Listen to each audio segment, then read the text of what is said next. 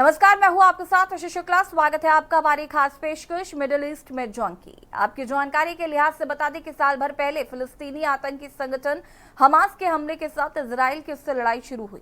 अब ये युद्ध 4 कोनों में छिड़ चुका है। लेबनान के हिजबुल्लाह समेत यमन में हूती और ईरान के एक्सिस ऑफ रेजिडेंस से तेल के अवीव के खिलाफ मोर्चा खोल रखा है। कुछ चुनिंदा मुल्कों को छोड़ दे तो इसमें मिडिल ईस्ट के लगभग सारे देश शामिल हो चुके हैं। देखिए रिपोर्ट। इजराइल हिजबुल्लाह के बीच लड़ाई जारी। इजराइल और हिजबुल्लाह के बीच लड़ाई जारी है। इजराइल ने लेबनान की राजधानी बेरूत में हिजबुल्लाह के गढ़ में फिर से बमबारी की है। इजराइल ने बेरूत के दक्षिणी उपनगर में लोगों को घर खाली करने की चेतावनी दी और फिर बमबारी की। इजरायली हमले के चलते लेबनान के 3 अस्पतालों को भारी नुकसान पहुंचा है, जिसके बाद अस्पतालों में मरीजों का इलाज नहीं हो पा रहा। वहीं लेबनान के प्रधानमंत्री ने अंतर्राष्ट्रीय समुदाय से अपील की है कि बचाव कर्मियों को हमले की जगहों पर जाने की इजाजत मिलनी चाहिए ताकि घायलों की मदद हो सके। ऐसी खबरें मिल रही हैं कि लेबनान से भागकर 3 लाख लोग सीरिया पहुंच गए हैं। लेबनान सरकार का कहना है कि अब तक 12 लाख लोग लेबनान छोड़ चुके हैं। वहीं ईरान के सुप्रीम लीडर अयातुल्लाह खोमैनी ने जुमे की नमाज के बाद दिए संबोधन में कहा कि उनके सहयोगी इजराइल हमलों के बाद ही नहीं झुके हैं और अपने देशों को इजरायली हमलों से बचाएंगे। खोमैनी ने अपने संबोधन में अरब देशों को इजराइल के खिलाफ एकजुट होने की अपील की।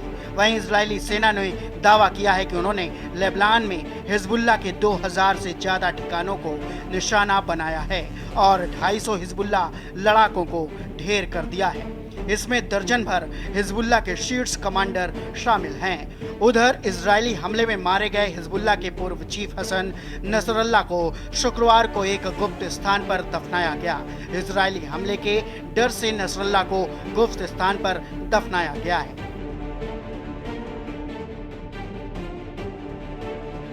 इजरायली सेना पर ड्रोन हमला।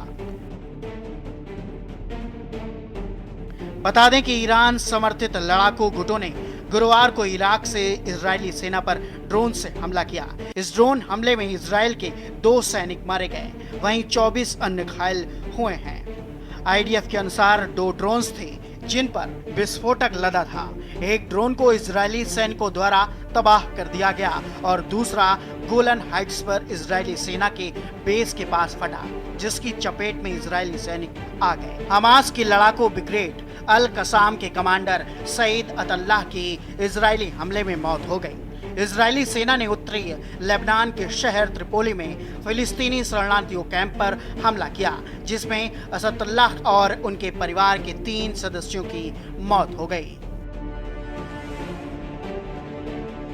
इजराइल ईरान में कौन किस पर भारी?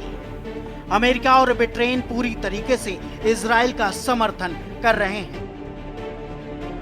इजराइल को रूस और शायद उत्तर कोरिया और चीन का समर्थन है। ईरान ने अपना गठबंधन बना लिया है। उसकी सांठगांठ के 4 किनारे हैं। एक हिजबुल्लाह है जो सबसे मजबूत है। वहीं हमास है जो 1 साल के युद्ध के बाद अब बर्बाद हो गया है। हौती अभी भी अमेरिकियों के खिलाफ, ब्रिटिश के खिलाफ, इजरायलियों के खिलाफ अपनी मारक क्षमता का इस्तेमाल कर रहे हैं। इजराइल अपनी सेना के बेहतरीन एयर डिफेंस सिस्टम, साइबर क्षमता और अमेरिका के सपोर्ट की बदौलत मजबूत स्थिति में है, जबकि ईरान के पास अपनी बैटलिस्टिक मिसाइलें, हिजबुल्लाह, हमास और दूसरे आतंकी गुटों का साथ है। इजराइल पश्चिम देशों के मजबूत रिश्ते और अपनी सेना की बदौलत उसे कभी हावी नहीं होने देता। इजराइल के पास 2 बड़ी ताकत हैं, एक उसकी वायुसेना और दूसरा उसका वायु रक्षा कवच।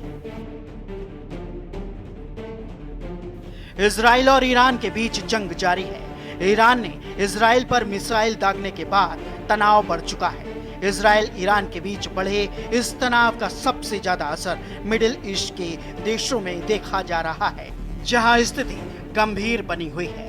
वहीं अमेरिका ने भी ईरान को चेतावनी दी है कि वह इजराइल के साथ है। बता दें कि पिछले दिनों ईरान ने इजराइल पर लगभग 180 मिसाइलें दागी थी, जिनमें से कई मिसाइलें ईरान के क्षेत्रों में गिरी और कुछ इजरायली शहरों को हिट किया।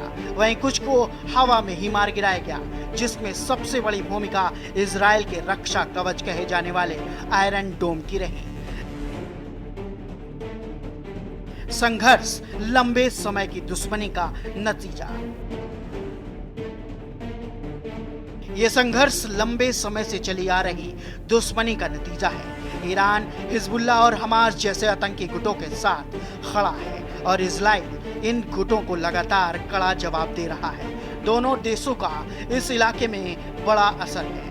एक तरफ इजराइल अपनी एडवांस मिलिट्री टेक्निक और अमेरिकी सपोर्ट्स के साथ मैदान में है, वहीं ईरान अपने सहयोगी आतंकी गुटों को आगे कर इजराइल पर हमले कर रहा है। भारत के इजराइल और ईरान से अच्छे संबंध। भारत और इजराइल के बीच द्विपक्षीय व्यापार होता है। भारत इजराइल को हीरे, डीजल, विमान, टरबाइन, ईंधन, रडार उपकरण, चावल और गेहूं का निर्यात करता है। भारत इजराइल के अंतरिक्ष उपकरण, potassium chloride, mechanical appliances, printed circuit आदि आयात करता है। भारत के 1958 से ईरान के साथ राजनयिक संबंध भी हैं। ईरान में करीब 4000 भारतीय रहते हैं। इनमें ज्यादातर छात्र या कारोबारी हैं। वहीं करीब 1700 भारतीय छात्र हैं। ज्यादातर भारतीय तेहरान में हैं। इसके अलावा बिरजंद, जबोल, मशहद में भी कुछ भारतीय रहते हैं। ईरान में भी भारत के लोग रह रहे हैं। इजराइल में करीब 85,000 भारतीय मूल के यहूदी निवास करते हैं। करीब 18 से 20,000 भारतीय नौकरी भी करते हैं। वे कंस्ट्रक्शन, मैन्युफैक्चरिंग और सर्विस सेंटर में काम करते हैं। अलग अलग जगहों पर करीब 1000 छात्र भी रहते हैं। तीसरे विश्व युद्ध का संकेत तो नहीं। ईरान के हमले के बाद तीसरे विश्व युद्ध की चर्चा तेज हो गई है। जिस तरीके से 1 अक्टूबर को ईरान ने इजराइल पर मिसाइलों से हमला किया, उससे दुनिया भर के लोग भयभीत हैं। जंग किसी भी समस्या का हल नहीं हो सकती, ये सभी जानते हैं, लेकिन हालात के खेल को कौन टाल सकता है। ऐसा लगता है कि ईरान और इजराइल के बीच जंग फिलहाल रुकने वाली नहीं है। आने वाले दिनों में इसमें नए अपडेट और किरदारों की एंट्री होने की प्रबल संभावना है। ईरान का यह हमला चिंगारी है जो कभी भी भयंकर आग का रूप ले सकती है और दुनिया को झुलसा सकती है। वहीं दिल्ली में इजरायली दूतावास की सुरक्षा बढ़ा दी गई है। दिल्ली पुलिस ने पूरे इलाके की घेराबंदी की है। रूस, यूक्रेन, इजराइल, हमास और अब इजराइल ईरान के बीच लड़ाई भले ही हजारों किलोमीटर दूर लड़ी जा रही हो, लेकिन इसका सीधा असर भारत और यहाँ के लोगों पर भी दिखेगा। इजराइल यहाँ तकनीकी के क्षेत्र में आगे है तो ईरान तेल का बड़ा उत्पादक देश है। भारत के इन दोनों ही देशों से व्यापारिक संबंध हैं। Iran's attack is a severe and dangerous escalation. There will be consequences. Our defensive and offensive capabilities are at the highest levels of readiness. Our operational plans are ready. We will respond wherever, whenever, and however we choose, in accordance with the directive of the government of Israel. Iran, for the second time in the space of 5 months, launched a direct attack on Israel, including some 200 ballistic missiles. This is totally unacceptable, and the entire world should condemn it. Initial reports suggest that Israel, with the active support of the United States and other partners, effectively defeated this attack. कच्चे तेल की कीमतों में उथल पुथल। Israel पर Iran के हमले का असर पश्चिम एशिया क्षेत्र में जियोपॉलिटिक्स तक ही सीमित नहीं है। अंतर्राष्ट्रीय तेल बाजार में कच्चे तेल की कीमतों में उथल-पुथल तेज हो गई है। 1 अक्टूबर को इजराइल पर ईरान के हमले से पहले अंतर्राष्ट्रीय तेल बाजार में ब्रेट क्रूड ऑयल फ्यूचर्स की कीमत 70.78 अमेरिकी डॉलर प्रति बैरल थी। हमले के बाद 24 घंटे के अंदर ये कीमत बढ़कर $75 के आसपास पहुंच गई है। भारत अपनी जरूरत का 80 से 85% तक कच्चे तेल का आयात करता है। ऐसे में महंगे होते कच्चे तेल की वजह से भारत का इंपोर्ट बिल काफी ज्यादा बढ़ने की आशंका है। भारत अभी करीब 50% अपनी जरूरत की नेचुरल गैस विदेश से आयात करता है। आपको बता दें कि मध्य पूर्व हमेशा अस्थिरता का केंद्र रहा है। इस क्षेत्र में कई संघर्ष और गृह युद्ध हुए हैं। इजराइल और हमास के बीच अक्टूबर 2023 में शुरू हुआ युद्ध इसी का एक पड़ाव है। इस युद्ध ने इस पूरे क्षेत्र को एक बार फिर से युद्ध के जोन में ढकेल दिया है। पिछले 1 साल से जारी इस युद्ध ने लेबनान से ईरान तक देशों और मिलिशिया के एक व्यापक नेटवर्क को एंगेज कर लिया है, जिसमें पूरी तरीके से युद्ध के कगार पर पहुंच गए हैं। पिछले दिनों इजराइल, ईरान और उनके सहयोगियों के बीच क्षेत्र में घातक हमले देखने को मिले। इन हमलों ने संघर्ष के दायरे को बढ़ा दिया, जो इस क्षेत्र के पावर प्लेयर्स और अमेरिका जैसी महाशक्तियों को अपनी चपेट में ले सकता है। US and UK are fully supporting Israel, and Iran is supported by Russia and possibly North Korea and China. As far as Iran is concerned, it has formed its own axis of resistance. An axis of resistance is, there are 4 H's, which I say. One is Hezbollah, which is the most strongest one, which used to be. Then you have Hamas, which is also decimated now after a 1-year war. And third is Houthis. Houthis are still using their firepower against Americans, against the British, against the Israelis.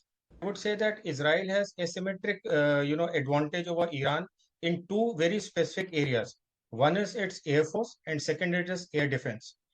Air force is as modern as can be, thanks largely to the United States, which is giving its aid and support to Israel. It has got all the modern aircrafts, F-16, F-35, stealth aircrafts, which have got capability of not only long-range missions, but have also got capability of delivering warheads, including nuclear warheads. चौतरफा दुश्मनों से भिड़ रहा Israel. पिछले साल Hamas के हमले पर भड़के इजराइल ने अपने चरमपंथियों के खिलाफ लड़ाई शुरू की, जो सिमटने की बजाय बढ़ती जा रही है। लेबनान में हिजबुल्लाह लीडर हसन नसरल्लाह की मौत ने आग और भड़का दी। अब इजराइल 4 कोनों पर 4 ताकतों से लड़ रहा है। संघर्ष में सीधा योगदान न दे रहे देश भी किसी न किसी तरह से इसका हिस्सा हैं और इजराइल को घेरना चाहते हैं। वहीं जॉर्डन और इजिप्ट ने अब तक तेल अबीब से कूटनीतिक रिश्ता रखा हुआ है। अब्राहम संधि के तहत कुछ और देश भी उससे आंशिक तौर पर जुड़े हैं। Don't underestimate the importance of communication in difficult times. If there are things to be said and passed on and passed back, I think those are all contributions that we can make, and we do. Direct conflict between Israel and Iran, it goes without saying that US will be on the side of Israel, and it will give direct support to anything that Israel has to do. Both the President Biden as well as Secretary Blinken have promised ironclad support to Israel. There will be some other Western countries also, like UK, and which will be in direct support of Israel. But on the other hand, when we talk of Iran, its 2 principal allies are Russia and China. इन अरब देशों ने Israel को नहीं माना आजाद मुल्क। Saudi अरब ने अब तक तेल अबीब को औपचारिक मान्यता नहीं दी है। इराक ने अपनी पॉलिसी के तहत इजराइल के साथ किसी भी तरह के संबंध से हमेशा इनकार किया है। हिजबुल्लाह के गढ़ वाले लेबनान और इजराइल के बीच हमेशा ठनी रही। सीरिया भी इजराइल को मान्यता नहीं देता है। कतर और इजराइल के रिश्ते बनते बिगड़ते रहे। फिलहाल कतर ने भी इससे दूरियां बनाए रखी हुई हैं। हूती विद्रोहियों के हेडक्वार्टर यमन ने भी इजराइल को मान्यता नहीं दी। इजराइल को तहस नहस करने की चाहत। साल भर पहले फिलिस्तीन आतंकी संगठन हमास के हमले के साथ इजराइल की उससे लड़ाई शुरू हुई। अब ये युद्ध 4 कोनों पर छिड़ चुका है। लेबनान के हिजबुल्लाह समेत यमन में हूती और इजराइल के एक्सिस ऑफ रेजिस्टेंस ने तेल अवीव के खिलाफ मोर्चा खोल रखा है। इसमें मिडिल ईस्ट के लगभग सारे देश शामिल हो चुके हैं, सिवाय चुनिंदा मुल्कों के। ईरान ने मिलिशिया को सपोर्ट किया जो इजराइल के खिलाफ हो। इनमें लेबनान का हिजबुल्लाह भी है, यमन के हूती भी, गाजा का हमास। इसके अलावा भी ईरान और सीरिया में कई सशस्त्र समूह हैं जो शिया मुस्लिम हैं और इजराइल को तहस नहस करना चाहते हैं। स्पेशल डेस्क के न्यूज इंडिया। खास पेशकश में फिलहाल होता है, देखते रहिए के न्यूज इंडिया। नमस्कार। आप देख रहे हैं के न्यूज, खबरों का सारथी।